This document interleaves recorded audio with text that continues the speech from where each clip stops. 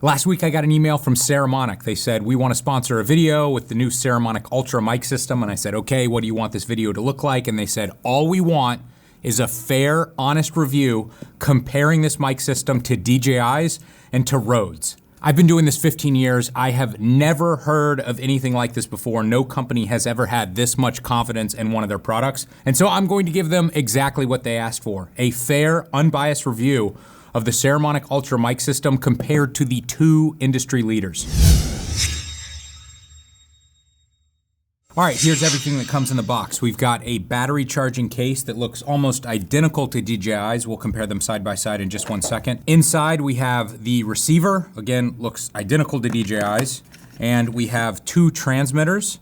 We have two additional attachments. So if you want to plug directly into USB-C or Lightning, you can plug the receiver into a phone or a laptop, something like that directly without the 3.5 millimeter headphone jack. This kit comes with two lavalier mics. These are larger than other lavaliers that I'm used to.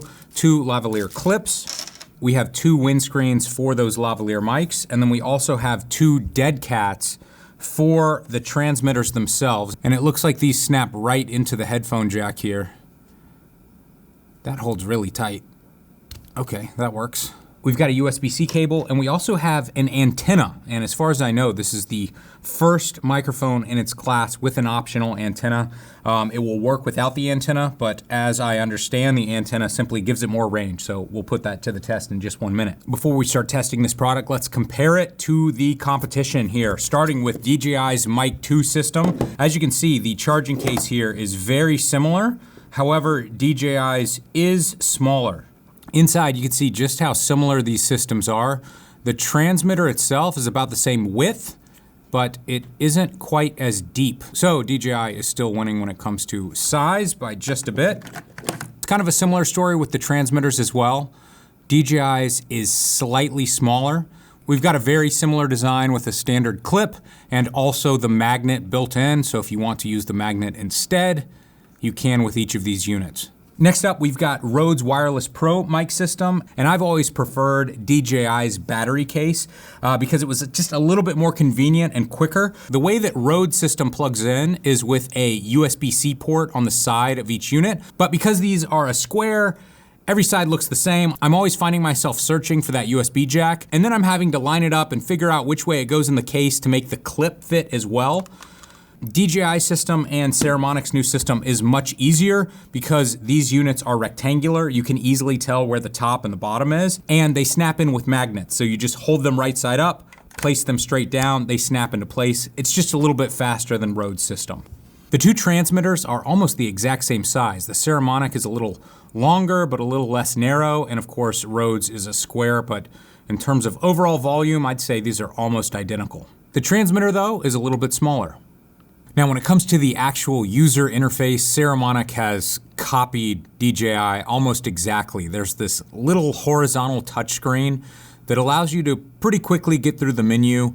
And for the most part, I think you'll understand everything without having to look at a menu here. It also has this selection button here that allows you to sometimes select things and other times scroll and raise and lower the volume. Other times it doesn't really seem to do anything. And I wish that Saramonic hadn't copied DJI here because I just feel like there are better options. I personally would have preferred just a larger touchscreen without this rotating knob here, but I do prefer this touchscreen over Rode's system that requires button pressing and holding and sometimes holding multiple buttons at the same time. It's much more difficult to remember, and using this touchscreen is a lot more intuitive. I'll quickly tell you how the Saramonic transmitters work. You'll notice here that we have two different color LED lights. We have blinking blue around the circle here. That's telling us that it's not connected to the receiver, and that's because my receiver is currently in the charging case. So when I pull this out, it's going to automatically connect, and you're gonna see a solid blue color here. Up here, you'll see a solid red light. This means that the transmitter is automatically recording internally. You can either set this to turn on when you press the record button here. I personally prefer that this unit is always recording. It's something that I don't have to think about. It's something that people can't accidentally turn off. And so in the receiver here, you can go into the menu, turn on this setting, this always record setting. Next to the record button, you're also going to see a noise cancellation button. If you press that, you'll see that the color here turns green. Green means that noise cancellation is on. If you turn this on, noise canceling will be baked into the wireless signal sent to the receiver. However, it will not affect the internal recording on the transmitter itself. Now, the most important feature on all three of these microphones that has been an absolute game changer for the audio industry is that each one of these has internal 32-bit float recording.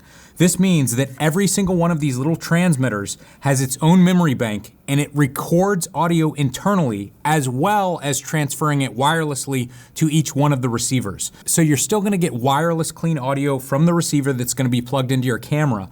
But if anything goes wrong, for example, if your subject gets out of range or there's some sort of wireless audio interference, which there always is, there is going to be an audio backup on each one of these little transmitters. Now, to take things a step further, each one of these microphones also has 32-bit float internal recording, which means you don't have to worry about audio gain ever again.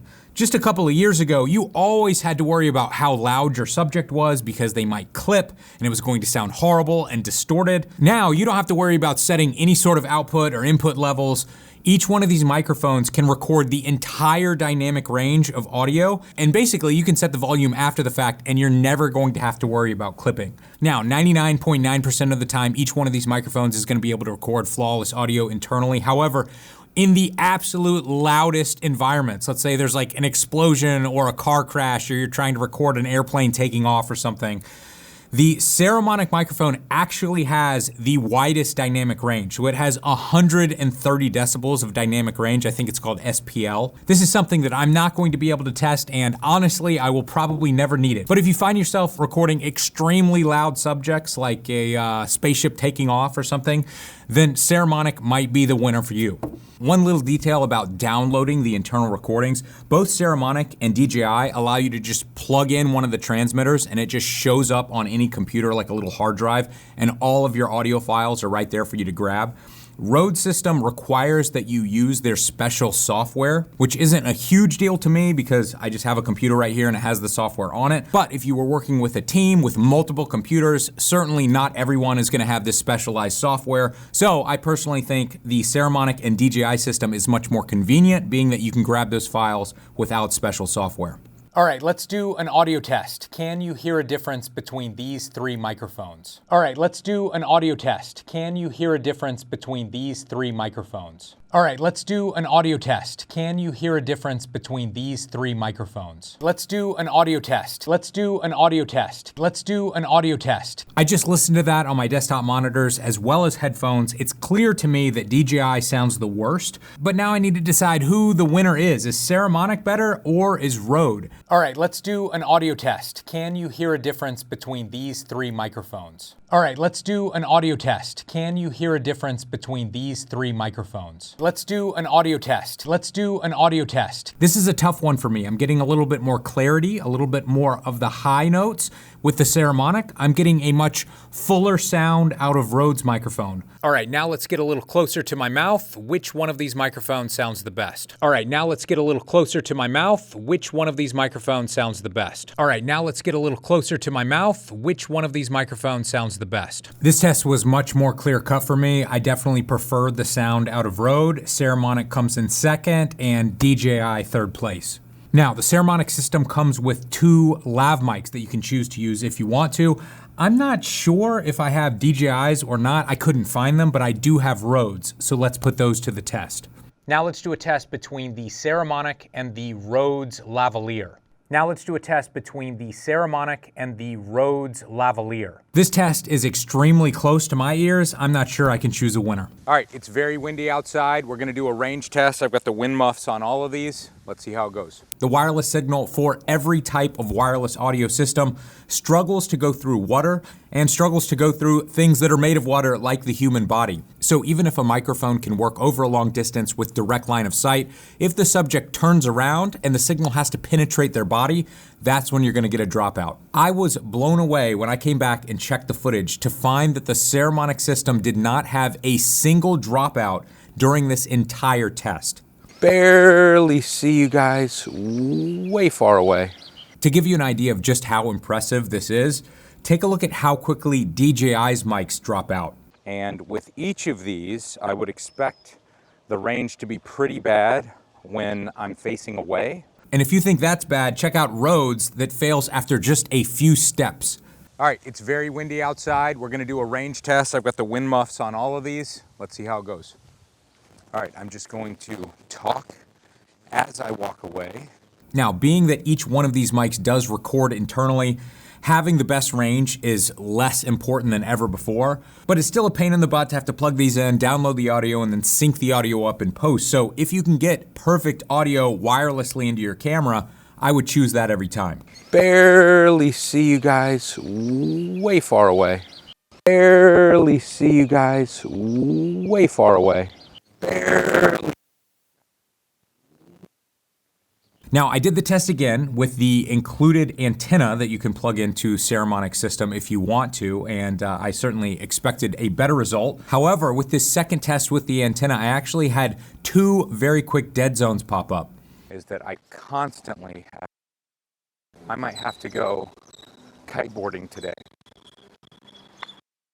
But even though this performed worse for me with the antenna, it was still infinitely better than DJI's or Rhodes system. Now let's talk about time code. And one of the main features in the past to buy the Rhodes system over DJI's, because DJI's system doesn't have time code at all, but I'm happy to say that the Saramonic Ultra does have time code. The basic idea of time code is that the microphone itself is keeping time on its own internal clock, and then of course your camera has its own internal clock as well. And if you can figure out a way to sync those times up, then you can drop the footage from your camera and the audio from the internal recordings on these mics themselves into an editor, and everything will be synced up perfectly and you won't have to worry about doing that manually. Now, there are two main ways to sync timecode. There is timecode jamming, where you plug the mic system into a camera and the camera accepts that time and it starts reproducing that time.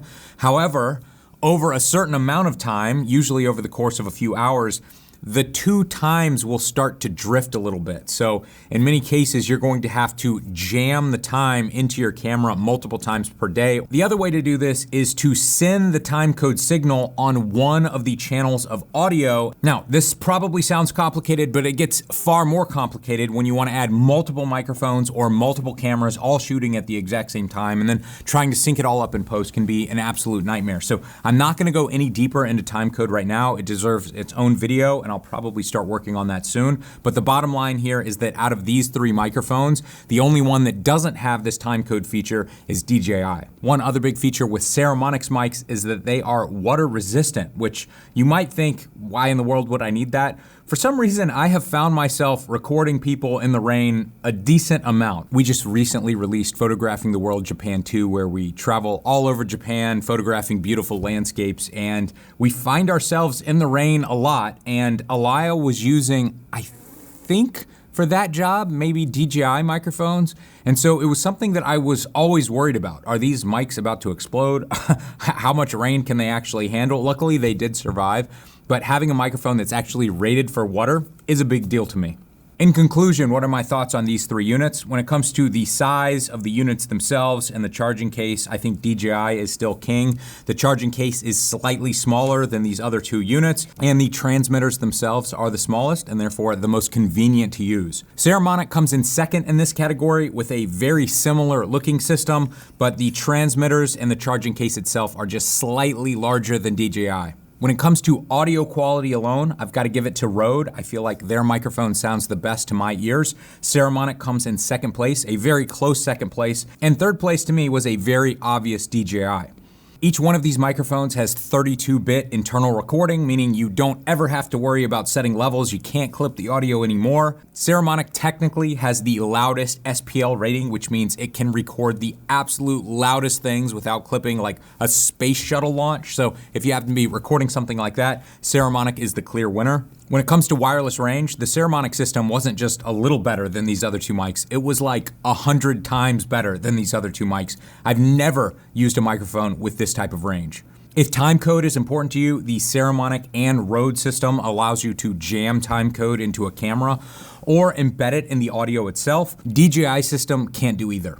So now let's look up the price. I have no clue what Saramonic system cost, and I don't remember what DJI's and Rode system cost. All right, saramonic system without the two lavalier mics is $270. If you want those additional mics, it's just $300, so $15 each. That's not bad. The DJI Mic 2 system, $349, and the Rode Wireless Pro comes with two lavaliers. I don't think you can choose to not have them for $315. So the saramonic system is slightly cheaper than the other two, but in many ways, it's actually a better mic system.